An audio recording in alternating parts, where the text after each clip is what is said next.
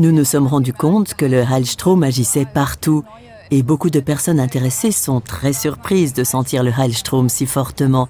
Je pense que c'est pour beaucoup une raison de rester et de continuer de le capter pour eux-mêmes afin de parvenir au succès.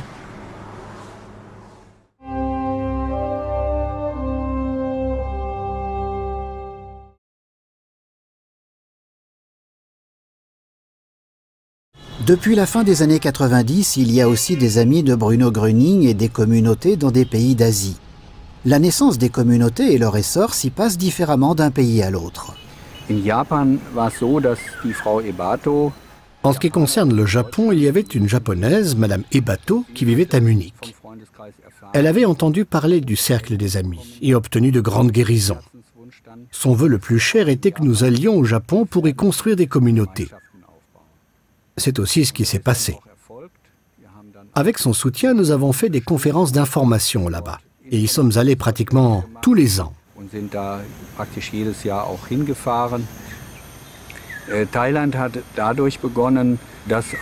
En Thaïlande, tout a commencé grâce à un ami en Allemagne qui a eu une grande guérison d'un cancer.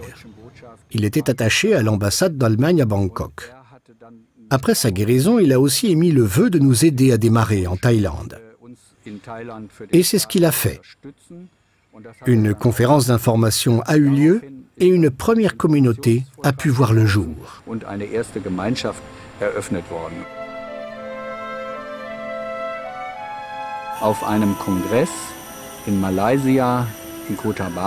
Lors d'un congrès en Malaisie, à Kota Bharu, nous étions entrés en contact avec un professeur d'acupuncture.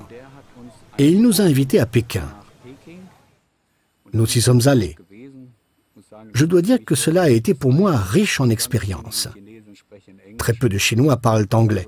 Cela a seulement marché parce que nous étions accompagnés d'amis de Hong Kong qui parlaient chinois et anglais et qui pouvaient donc traduire. Les gens ont montré un très grand intérêt. Mais il n'a pas été possible de fonder de communauté, car les conditions ne le permettent pas dans ce pays.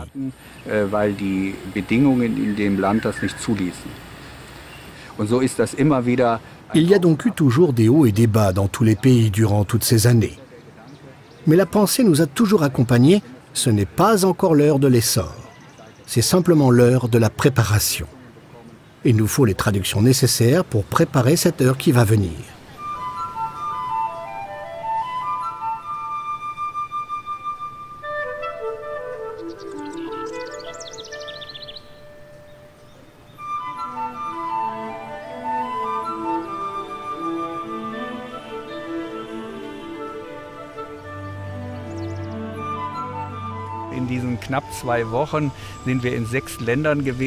Pendant ces 2 semaines à peine, nous sommes allés dans 6 pays, en 8 étapes. Nous sommes d'abord allés en Thaïlande, via Singapour, puis à Bangkok, où nous avons eu un congrès, et de Thaïlande, nous sommes partis pour Tokyo. Encore une nuit blanche.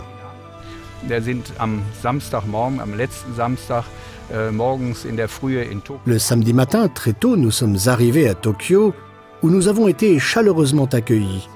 Et nous nous sommes rendus directement à notre congrès, qui a eu lieu le samedi et le dimanche.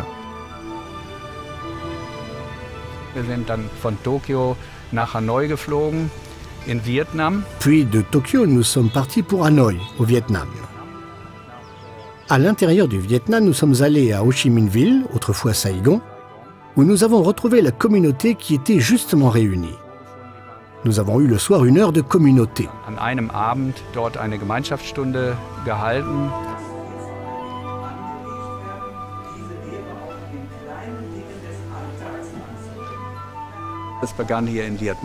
Ici, au Vietnam, tout a commencé en 1999 par un congrès d'espéranto. Et en 2007, il y a eu quelque chose de particulier. Madame Häusler est venue pour la première fois, et ce fut aussi la seule fois.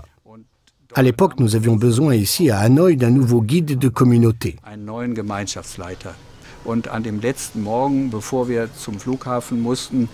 Le matin du dernier jour, avant de nous rendre à l'aéroport, nous avions encore 1h30 pour nous rencontrer avec les amis. Nous avons alors fait la connaissance de Madame Nguyen. Nous nous sommes très réjouis que vous ayez pris votre courage à 2 mains et accepté tout de suite de reprendre la communauté. À l'époque, je ne savais pas ce que doit faire un guide de communauté et je ne savais pas non plus si je pourrais le faire. Mais je savais très exactement une chose. Les amis allemands sont venus nous voir pour nous aider et ils veulent nous apporter le bien. C'est pourquoi j'ai accepté quand Madame Mosler m'a demandé si je voulais être guide de communauté.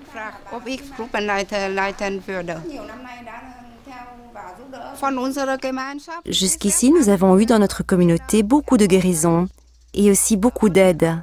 Et j'en suis très, très reconnaissante.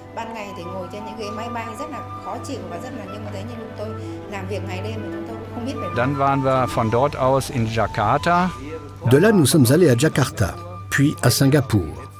Et après Singapour, la dernière étape a été ici, l'Australie. De Singapour, nous sommes arrivés ici hier matin, à Sydney, après une nuit entière dans l'avion.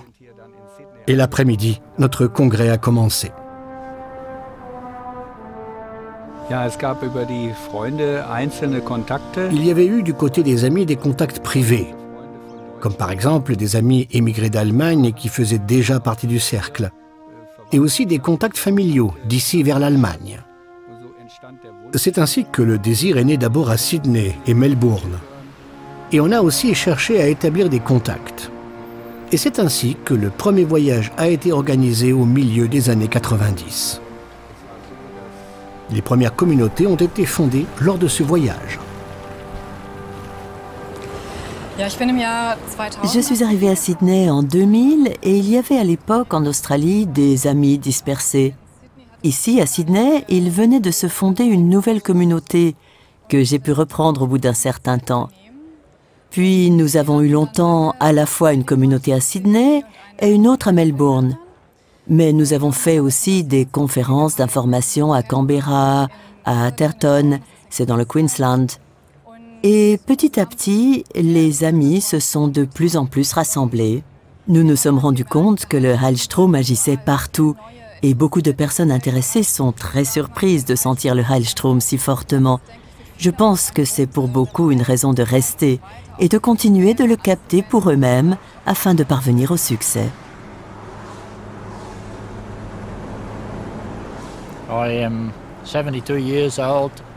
J'ai 72 ans.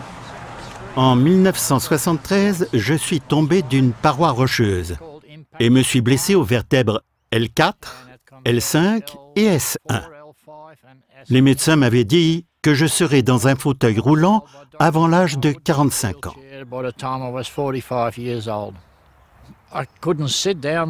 Je ne pouvais pas rester assis longtemps, ni m'allonger sur le lit, ni rouler en voiture. Je suis pompier, je conduis normalement les voitures de pompiers. Cela compliquait beaucoup les choses. Le travail était très dur. Il prenait une quantité d'analgésiques et d'anti-inflammatoires, et même des médicaments contre les anti-inflammatoires pour éviter des ulcères.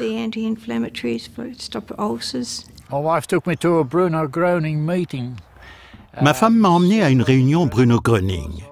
Son attention avait été attirée par une photo qu'elle avait vue chez un ami. Quoi qu'il en soit, je suis allé avec elle à la réunion.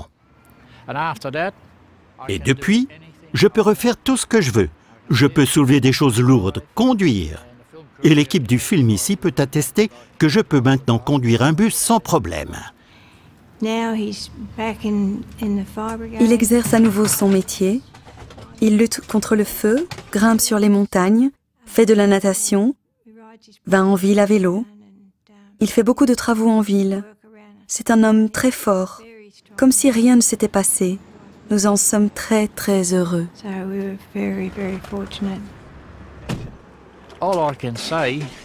Je ne peux dire qu'une chose, je remercie Dieu pour cette guérison.